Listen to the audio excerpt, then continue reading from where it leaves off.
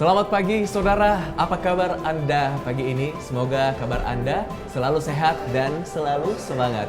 Senang sekali saya Narundana kembali menyapa Anda di Sapa Sulsel. Tentu saya akan kembali mengajak Anda untuk berbincang dengan topik yang inspiratif untuk Anda.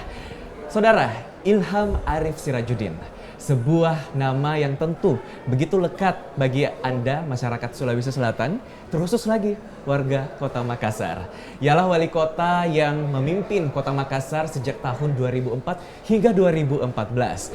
Namun, kenyataan berkata bahwa beliau, sosok yang begitu inspiratif bagi kita, harus melewati sebuah masa yang saya rasa begitu penuh pengalaman dan inspirasi hidup selama 4 tahun di balik jeruji penjara. Namun kini ia telah menghirup udara bebas. Seperti apa kabar Ilham Arif Sirajuddin saat ini? Saya telah mengajaknya untuk ngopi bersama sambil tentunya berbincang, menanyakan kabar beliau. Apa kabar Pak Ilham? Alhamdulillah, Nana. Ya. Alhamdulillah, baik. Malah tampak lebih bugar sekarang Pak ya. Alhamdulillah. Pak, 10 Juli 2019. 15 sampai 2019. Ini sangat tentu menjadi catatan yang tidak bisa Pak Ilham lupakan. Tapi setelah semuanya terlalui, apa sih hal yang Bapak Ilham rasakan? Saya cuma ingin mengatakan bahwa dalam perjalanan hidup manusia itu tidak ada yang tidak diatur oleh Sang Pencipta. Tidak akan ada daun jatuh dari pohonnya tanpa seizin Sang Penguasa. Oleh karena itu, ketika saya mengalami proses hukum dan kemudian saya menjalani menjalani prosesnya di dalam istilah kita itu pesantren kehidupan. Pesantren kehidupan. Saya mendapatkan istilah yang unik ini. 4 tahun saya menjalani pesantren kehidupan, akhirnya saya menemukan jati diri. Bahwa ternyata ini adalah bagian daripada takdir perjalanan hidup seorang manusia, seorang Ilham Arif Sirajuddin yang tidak bisa kita hindari. Bahwa kemudian 10 tahun saya menjalani kepemimpinan sebagai wali kota yang diberi aman oleh masyarakat. Saya telah memberikan yang terbaik bagi masyarakat. Kemudian mungkin saya mendapat teguran.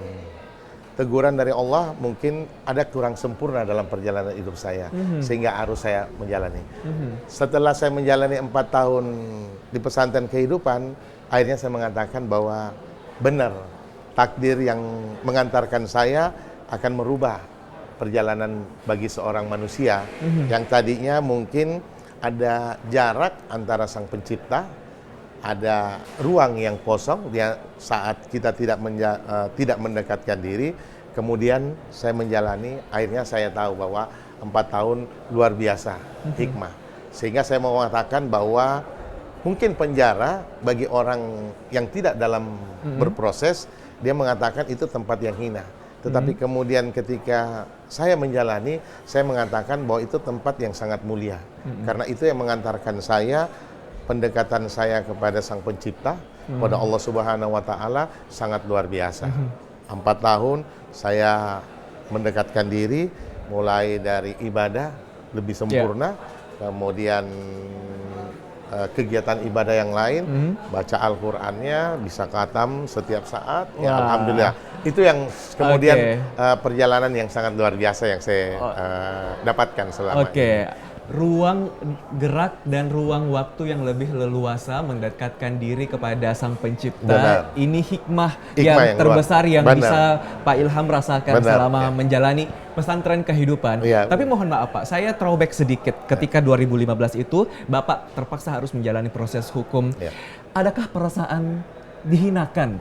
Kok saya gitu loh, sudah 10 tahun berbakti untuk Kota Makassar dan sebagai warga Kota Makassar sangat merasakan pembangunan yang terjadi di Kota Makassar. Rasanya ada-ada saja begitu yang ingin ditimpakan kepada saya. Jadi ketika 18 jam sebelum saya mengakhiri masa periode sebagai wali kota, terus saya mendapatkan kabar sebagai status tersangka, yang ada dalam benak pikiran saya adalah tanggung jawab kepada keluarga. Kepada anak-anak saya yang masih kecil pada saat itu, saya cuma membayangkan bagaimana mereka harus berinteraksi dengan masyarakat yang kira-kira akan mendapatkan cemoohan. Yang dalam pikiran saya, mereka akan mendapatkan cumuan, oh ini anaknya mantan wali kota yang koruptor. Itu yang terbayang.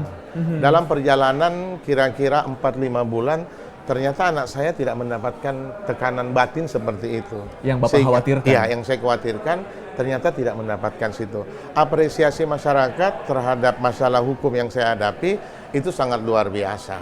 Yang tidak terlepas dari unsur-unsur lain. Jadi itu yang kemudian memberi kekuatan kepada saya. Sehingga ketika saya ditetapkan harus menjalani proses hukuman itu pada tanggal 10 Juli tahun 2015, gejolak batin itu manusiawi, ada sekitar 2 bulanan saya merasakan. Tetapi setelah 2 bulan saya mendekatkan diri melalui pendekatan ibadah, akhirnya saya mengatakan bahwa saya tidak bersalah. Saya cuma betul-betul mendapatkan ujian dari Allah Subhanahu wa Ta'ala yang kemudian harus saya sadari. Itu yang menambah kekuatan saya sehingga 4 tahun 5 hari saya menjalani itu sepertinya waktu yang panjang, tetapi rasanya bagi saya tidak menjadi panjang. Kenapa? Karena pendekatannya pendekatan ibadah yang saya lakukan. Sehingga siklus waktu 24 jam itu rasanya sebentar sekali dalam sehari. Nah, itu yang kekuatan yang sangat luar biasa.